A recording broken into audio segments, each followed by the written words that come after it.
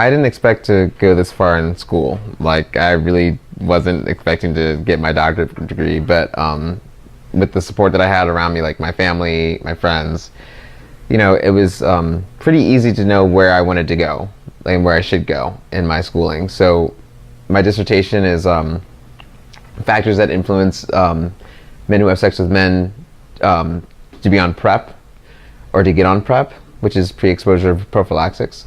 And I knew that HIV and STDs were probably, or infectious disease was probably going to be where I needed to go. So that's why I got my doctorate in public health.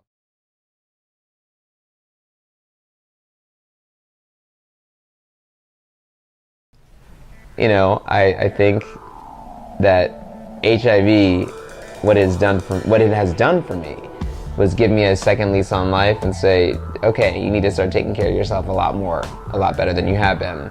And, you know, I've gotten like community service awards, you know, like I've been asked to speak at certain places, and, you know, I took this on because I did have a calling, and I believe this is that. But there is more to me than HIV, but it has allowed me to have a voice. It has allowed me to be heard. Even though I wish it did not come into my life whatsoever, and take my friends away, I'm doing this for them, for those that don't have a voice and those that were victim to HIV stigma and couldn't even come out of the HIV closet until it was too late. It is something that, I mean, it's a very important part of my life.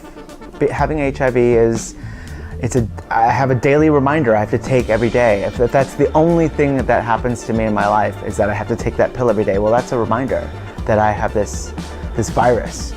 And I'm pretty active in like the advocates community, and you know, I write for an HIV website, and I have an HIV web series, so it's a big part of my life.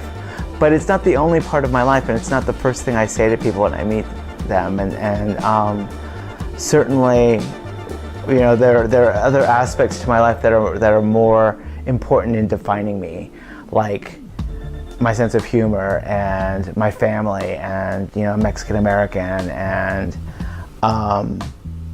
you know, I'm a good friend, and I'm a good brother and a good son, and I'm sober. And so there's a lot of other things that define me that I think are more important than the definition of HIV. There's a big part of life besides HIV. I think the thing is, although I talk about HIV on my channel and things like that, and feel it's something that we need to keep talking about, it's not all that I'm about, if you know what I mean. So I kind of split my life up into, you know, this is my time with HIV, this is my time talking about diabetes or having a transplant or talking about my family. You know, it's all split up in a way, so I kind of make it so that I always put in between these different things in my life. I always make sure friends, you know, going out, doing things that I enjoyed, like theatre and that kind of thing, go and see movies. So I always make sure that they're kind of slotted in between, so that it kind of keeps my life moving in a way that it isn't always focused on one thing, you know, and especially it being HIV. I sing because I grew up going to church and, you know, in a choir.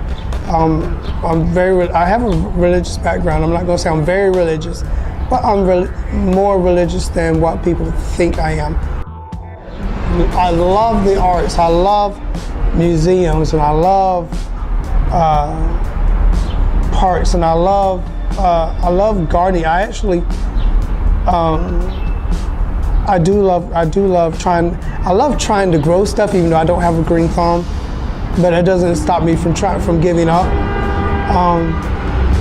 I'm a big dancer. I love to dance. I'm also big on my culinary skills. I love to cook.